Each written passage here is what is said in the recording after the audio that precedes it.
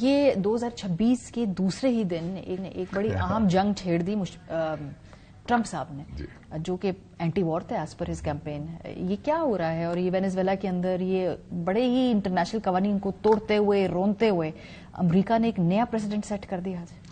Welcome to the new world disorder, اور جس کی بنیاد رول آف لا نہیں، رول آف دا جنگل ہے. مائٹ از رائٹ، جس کی لاٹھی اس کی بہن.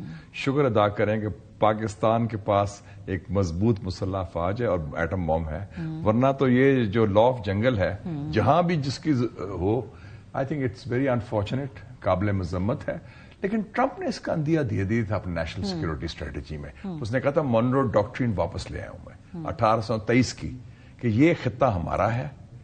کیونکہ باقی جگہ تو مار پڑی ہے نا امریکہ کو، ان کو مڈل ایسٹ ہو ایگزٹ ہوا ہے ان کا، یوکرین میں بات نہیں بن رہی، تو انہوں نے کہا یہ لو ہینگنگ فروٹ ہے، ان بیچاروں کو رگڑا دو. اور یہ فرسٹ وار ہے جو کرٹیکل منرلز پر لڑی جا رہی ہے، کیونکہ وینیزویلا بہت ریسورس رچ ملک ہے، 3 کروڑ کا ملک ہے. اس میں تقسیم بھی ہے، کہ یہ بھی لیسن ہے کہ جہاں آپ کے سیاسی تقسیم اتنی زیادہ ہو جائے گی، آدھے لوگ آپ کے خلاف ہیں حکومت کے، آدھے خلاف ہیں، ہاؤس ان آرڈر نہیں ہوگا، اس کا فائدہ اٹھاتے ہیں. اور آپ نے کوئی 8-9 ملین لوگ ان کے ایکسوڈس ہوا ہے. It's the largest refugee population in the world, Spain میں، کولمبیا میں، دوسرے ممالک میں. اور دوسرا یہ جو میسج جائے گا نا باقی لوگوں کے لیے بھی، آئی تھنک اب Iran would be very worried also, Havana would be worried also, لیکن کچھ لوگوں کو شے بھی مل جائے گی.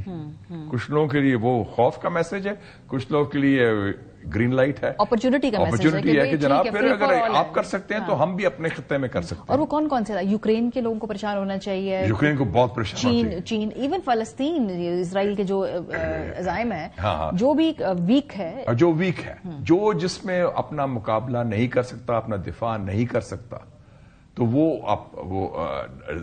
ڈر جائے گا کہ اب کیا بنے گا.